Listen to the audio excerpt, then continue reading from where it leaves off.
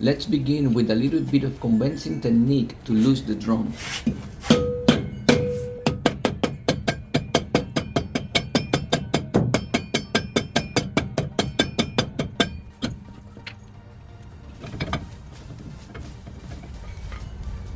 But wait a minute, sometimes this is not enough. If that's the case, use two 10mm bolts and screw them into the brake drum just the same way I'm doing it right here, and this will push the drum out.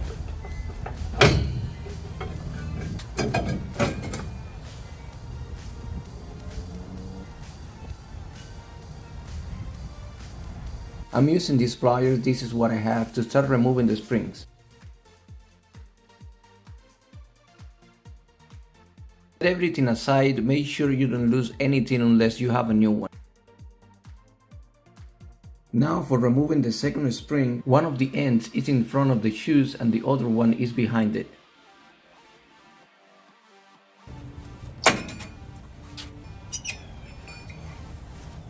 Now with those two springs out, it's time to remove this adjuster. Don't worry if the adjuster moves a little bit, anyway we're gonna have to reset it. At the bottom we have another spring, let's go ahead and remove that one too.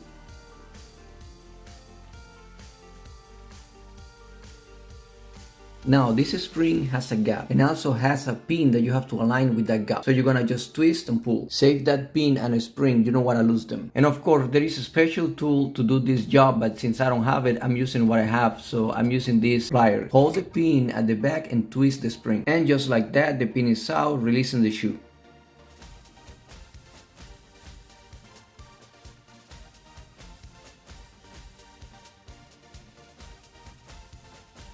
Let's go ahead and repeat the same process at the other shoe. In my case, the spring was weak, so I was able to do it by hand. This is not good. So if this happens to you, I would suggest that you go ahead and buy new springs.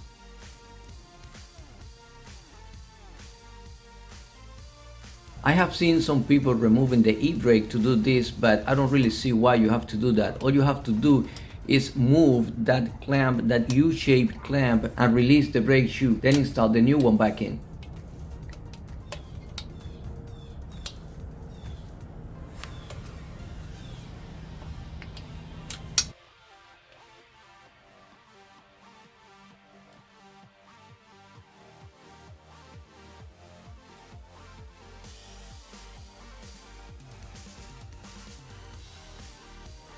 Make sure you don't get confused with the orientation, how this goes. Just keep in mind when installing the new ones that the pin goes on the top.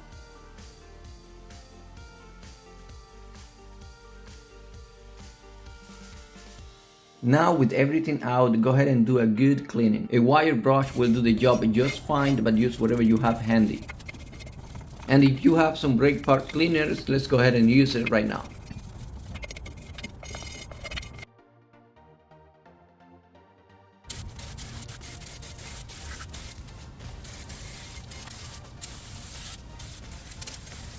Now these are called friction points. Go ahead and put some grease on it.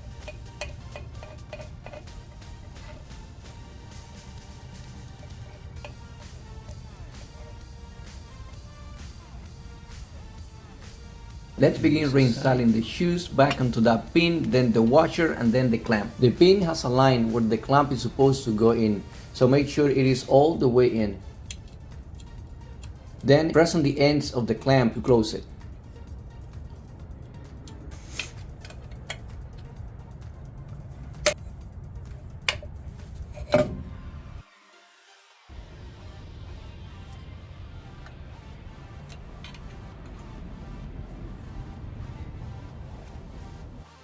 Now remember that pin that holds the shoes, it's time to put it back. Now the process is simple, just hold the shoe, feed the pin through the holes and through the spring and twist it. Make sure the flat head of the pin is crossed with the gap on the spring. And remember, you're gonna need special tools or a plier to do this.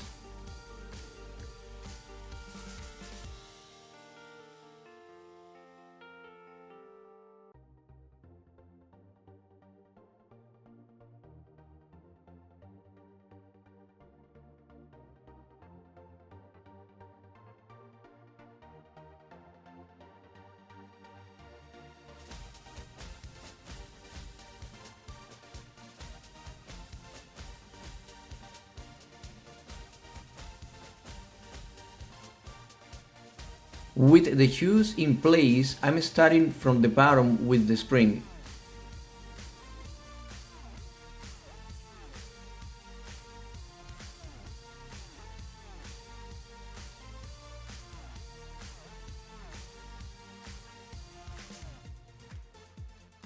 Next, I'm putting the adjuster between the shoes.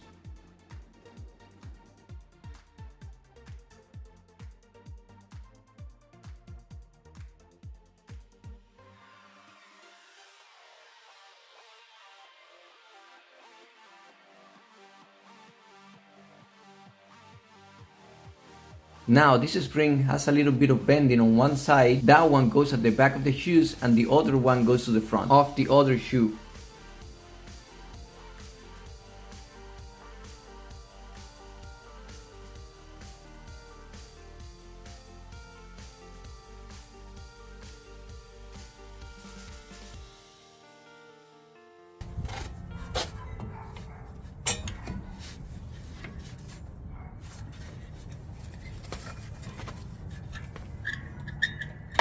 There we go.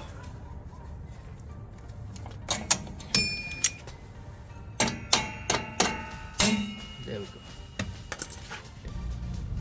Now pay close attention on how that L-shaped part goes. One end goes on the pin and the other one goes on the dented wheel. And of course there is the last spring holding all that together.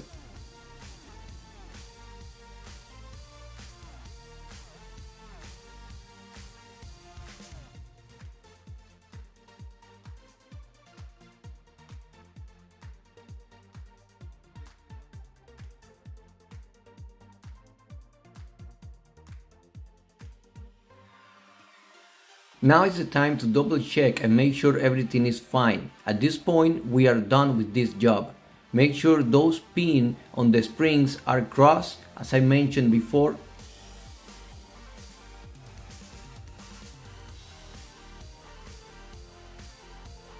Time to put the drum back. It is highly recommended that you at least resurface the drum. If you bought a new one, good for you. But if not, go ahead and rectify it. Otherwise, the damaged drum is gonna eat through your shoes very quickly. When reinstalling the drum, there is a chance that it's not gonna fit. If that happens to you, we need to readjust it. We will do that by turning that dented wheel.